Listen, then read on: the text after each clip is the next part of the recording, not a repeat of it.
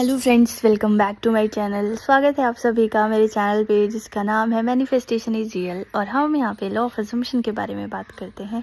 आज वीडियो बनाने का भी कोई एम नहीं था मेरा, लेकिन बस ऐसे ही मन किया कि आप लोगों से थोड़ी बात की जाए। मैं पढ़ रही थी कुछ शिव जी और पार्वती जी के बारे में। शिव जी और पार्वती जी का आज विवाह हुआ था, शिवरात्रि इसीलिए मनाई जाती है। तो ये सब मतलब मैं पढ़ रही थी और पढ़ते पढ़ते अपनी मैनिफेस्टेशन जर्नी याद आ गई मुझे। अब बहुत सारे लोग इस बात से भी ऑफेंड हो जाते हैं कि अपना कंपैरिजन कर रहे हो भगवान से। देखो, मैं भगवान से कंपैरिजन नहीं कर रही हूँ, बट मेरी मैनिफेस्टेशन जर्नी में ना ये कहानी, शिव जी और पार्वती जी की कहानी बहुत बड़ी इंस्पिरेशन थी मेरे लिए।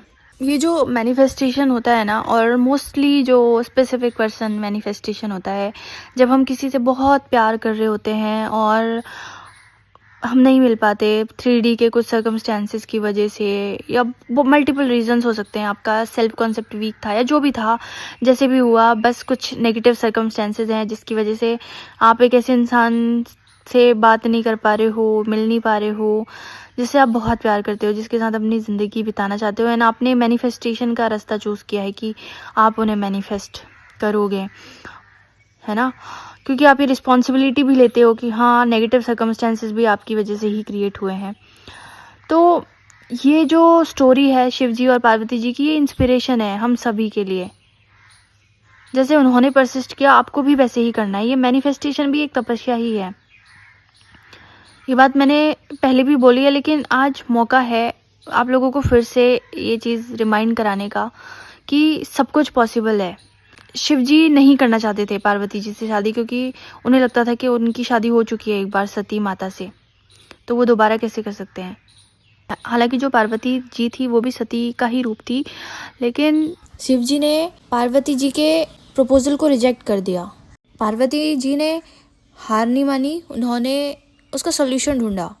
सॉल्यूशन के रूप में उन्हें नारद मुनि ने बोला कि आप तप करो। शिव जी तो भोले भंडारी है ना, वो आपकी बात ज़रूर मान जाएंगे, वो आपकी इच्छा पूरी कर देंगे अगर वो खुश हो गए तो।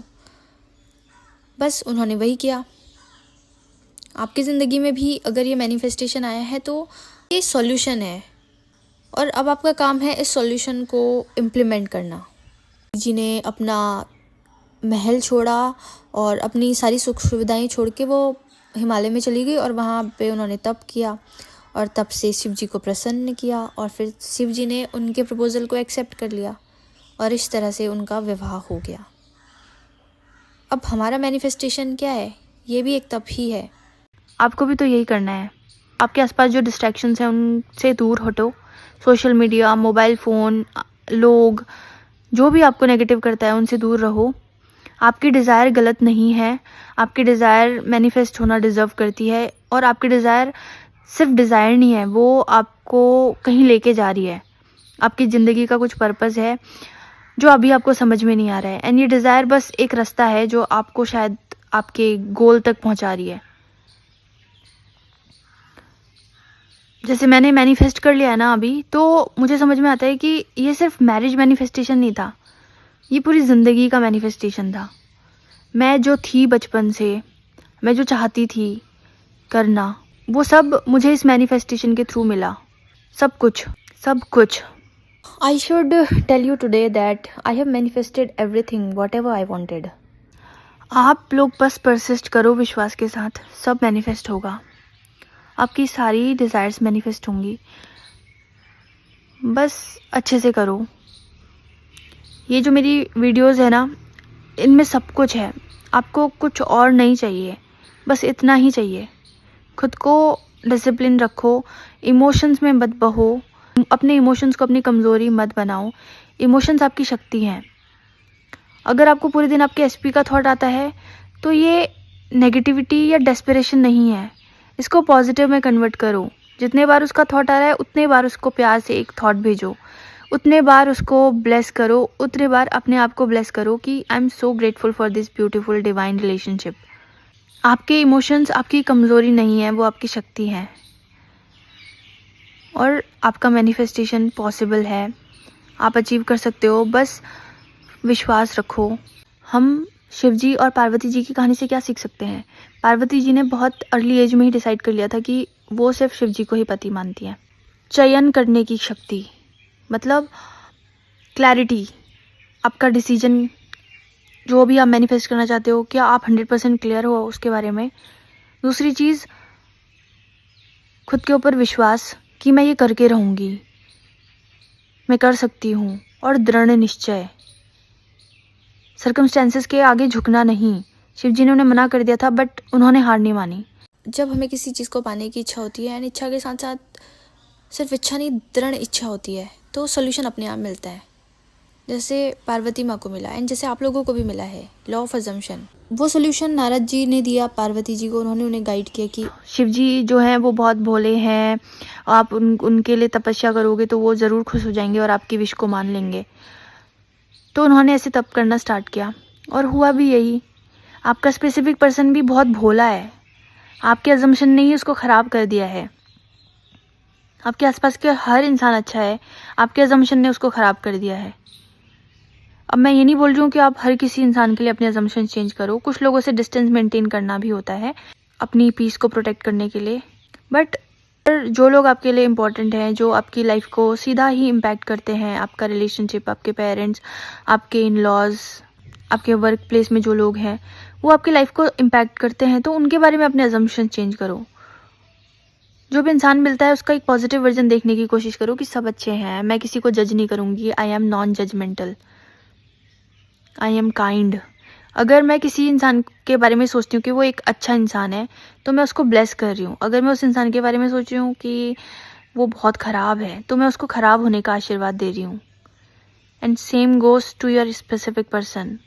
अगर आप उससे शिकायत कर रहे हो, बोल रहे हो कि वो चीटर है, धोखेबाज है, वो झूठ बोलता है, वो चाहे अभी आपको दिख रहा हो 3D में, फिर भी आप उसके नेगेटिव वर्जन के क्रिएटर मत बनो। आप उसको ब्लेस करो, क्योंकि उसका एक वर्जन ऐसा भी है जो बहुत भोला है, जो बहुत प्यारा है, जो बहुत शांत है, जो बहुत लॉयल है। उस वर्जन को उजागर करो। जितने बार आप उसके बारे में अच्छा सोचते हो, उसका पॉजिटिव वर्जन उजागर होता है। आप कर सकते हो, ठीक है? तो बस यही है मेरा आज का मैसेज आप लोगों को। और ये उन लोगों के लिए है ना जो बहुत प्यार करते हैं किसी से, जैसे मैं करती थी बहुत। ये उन लोगों के लिए है, बाकी शायद बहुत सारे लोगों को ये चीज़ें समझ में नहीं आएंगी। प्रेमानंद महाराज को भी कभी कभी मैं सुनती हूँ, उन्होंने एक बार बोला था कि हमें अपने पार्टनर के अंदर ईश्वर को देखना चाहिए। लिटरली मैं अपने पार्टनर के अंदर अपने ईश्वर को देखती हूँ, क्योंकि ये लॉ ऑफ अजम्पशन के पर्सपेक्टिव से भी अच्छा है। एक बार मैंने ऐसी कोई बात बोली थी तो कमेंट सेक्शन में किसी ने बोला था कि कितना वीक होगा आपका सेल्फ कॉन्सेप्ट कि आप अपने एसपी को अपना भगवान मान रहे हो। मेरा सेल्फ कॉन्सेप्ट वीक नहीं है। मैं इस चीज़ को कैसे बैलेंस करती हूँ वो मैं कभी आपको बाद में बताऊँगी, लेकिन अगर मैं अपने पर्सन को अपने भगवान के रूप में देखती हूँ तो भगवान से कोई शिकायत नहीं होती। भगवान पे हमें अटूट विश्वास होता है। जब भी चोट लगती है हम भगवान का नाम लेते हैं, जब भी कोई मुसीबत आती है हम भगवान के पास जाते हैं। तो मैंने अपने पर्सन को अपनी रियलिटी में वो रोल दे रखा है, क्योंकि मुझे उस पर अटूट विश्वास है, मुझे उससे अनंत प्रेम है। और मैं आप लोगों को भी ये बोलना चाहती हूँ एज अ मैरिड वुमेन कि अगर आप लोग चाहते हो आपकी शादीशुदा रिश्ते में हमेशा प्यार रहे ना, अपने पर्सन को भगवान मानना शुरू करो और देखना वो सच में भगवान बनेगा आपके लिए।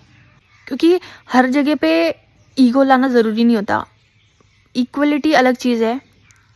अगर आपका सेल्फ कॉन्सेप्ट अच्छा है और अगर आपका अपने पार्टनर के बारे में अजम्पशन अच्छा है कि ही रिस्पेक्ट मी, तो ही विल रिस्पेक्ट यू। उसके लिए आपको झंडा लेके घूमने की ज़रूरत नहीं है कि मैं उसकी इक्वल हूँ। मैं तो अपने पति के सामने एक 12 साल की बच्ची बन जाती हूँ। मुझे भी नहीं पता कि मैं ऐसी क्यों हो जाती हूँ, बट मुझे लगता है कि he is my protector and this is not my low self concept. वो नेचुरली होता है। आप जिससे प्यार करते हो उसके सामने आप ऐसे ही बन जाते हो। प्यार में हमें सोचना नहीं चाहिए कि जो सच में इजी, एफर्टलेस, स्मूथ प्यार होता है, रिश्ता होता है, वहाँ पे सच में हमें सोचने की ज़रूरत नहीं पड़नी चाहिए कि मैं क्या करूँ क्या नहीं करूँ, कैसे इस चीज़ को ये करूँ वो करूँ। लॉजिक ही नहीं लगाना। बहुत स्मूथ रिश्ते होने चाहिए, बहुत प्यार होना चाहिए। ऐसा रिश्ता बनाओ आप सब भी, और पॉसिबल है ये चीज़। सब आपके थॉट से हो रहा है। आपके थॉट्स बहुत पावरफुल हैं, इनको यूज़ करो क्रिएशन में, पॉजिटिव क्रिएशन में। अपनी ज़िंदगी अच्छी करो, सामने वाले की ज़िंदगी भी अच्छी करो। आपको उसको मैनिफेस्ट करना है, क्यों? आपको क्या मिलेगा उससे? इसके अलावा कभी ये भी सोचो कि आप उसे क्या दे सकते हो। आपका सेल्फ कॉन्सेप्ट अपने आप हाई हो जाएगा। और अगर पॉसिबल हो सके तो आज ये एक्टिविटी करना। अपने स्पेसिफिक पर्सन को जितना प्यार करते हो आप बताओ उसे। ज़रूरी नहीं है सामने जाके बताओ, अगर पॉसिबल है कि जाके बात कर सकते हो तो जाके बताओ कि आप उनसे बहुत प्यार करते हो और वो इस दुनिया के सबसे अच्छे इंसान हैं, पूरे दिल से। अगर नहीं बात कर सकते हो तो लिख के बताओ या बस उनको विजुलाइज करके बताओ। आज की जो, वैसे तो कल वैलेंटाइंस डे था, तो कल ही मेरे दिमाग में आइडिया था, मैंने मेरे जो पार्टिसिपेंट्स होते हैं उनको मैंने ये टास्क दिया भी था, बट मुझे लगा कि ये सबके साथ शेयर करूं, बट मैं रात में बिजी थी तो नहीं कर पाई। आज अगर आप लोगों से पॉसिबल हो सके तो करना, आज नहीं तो कल कर लेना। अपने पार्टनर से, वो आपको प्यार करता है, वो आपके लिए ऑब्सेस्ड है, ये तो अफर्म करते हो ना। आज ये अफर्म करना कि आप उससे बहुत प्यार करते हो और वो इस दुनिया का सबसे अच्छा इंसान है। आप उससे जितना प्यार करते हो एक्सप्रेस करो आज, लिख के, बोल के, विजुलाइज करके, जैसे भी करना है आपको। देखना कितनी शांति फील होती है। आपकी जो नीड होती है ना वो ख़त्म हो जाती है, डेस्परेशन भी ख़त्म हो जाती है और अच्छा लग रहा होता है। ऐसा लग रहा होता है कि हमारे पास कितना कुछ है देने के लिए। ठीक है, तो अगर आप लोगों को बातें अच्छी लगी हो तो ठीक है, आप लोग लाइक, शेयर एंड सब्सक्राइब कर सकते हो। अगर ख़राब लगी है तो आप चुपचाप से चले जाना।